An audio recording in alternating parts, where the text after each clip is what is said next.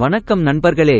இன்று உங்கள் திணை பாஸ்தா உற்பத்தி வணிகத்தில் உங்களுக்கு தேவைப்படும் வெவ்வேறு நபர்களைப் பற்றி அறிந்து கொள்வோம். அவர்களின் பங்குகளை புரிந்துகொள்வது உங்கள் வணிகத்தை புத்திசாலித்தனமாக வளர்க்க உதவும்.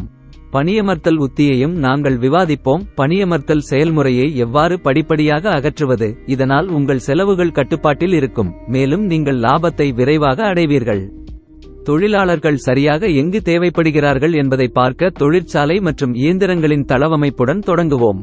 முதலாவதாக, இயந்திர ஆபரேட்டர்கள் அவர்கள் இயந்திரங்களை இயக்கி பராமரிக்கிறார்கள்.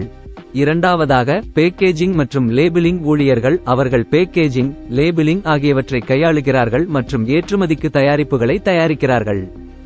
மூன்றாவதாக, உற்பத்தி பகுதியை சுத்தமாக வைத்திருக்கும் மற்றும் சிறிய பராமரிப்பு பணிகளை செய்யும் தூய்மையான பராமரிப்பு தொழிலாளி.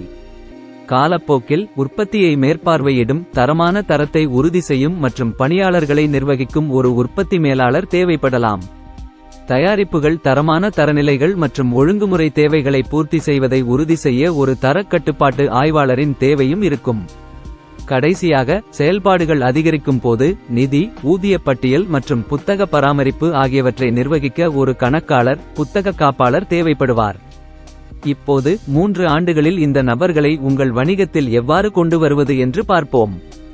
ஆண்டு 1 இயந்திரம் இயக்குதல், பேக்கிங் மற்றும் பராமரிப்பு பணிகளுக்கு குடும்ப உதவியுடன் தொடங்குங்கள்.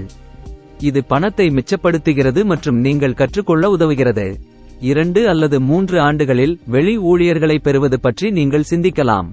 நீங்கள் 100 விழுக்காடு திறனை அடையும் போது ஆண்டு 2 அல்லது 3 தரக்கட்டுப்பாட்டு ஆய்வுக்கு ஒருவரை பணியமர்த்தவும். 3ஆம் ஆண்டில் விரிவுபடுத்தி நிபுணத்துவம் பெறுங்கள். உங்கள் வணிகம் பெரியதாக இருக்கும்போது அதிக இயந்திர ஆபரேட்டர்கள் மற்றும் அதிக பேக்கேஜிங் மற்றும் லேபிளிங் ஊழியர்களை பணியமர்த்தவும். மேலும் ஒரு தயாரிப்பு மேலாளர் மற்றும் ஒரு கணக்காளர், புத்தக காப்பாளரை நியமிக்கவும்.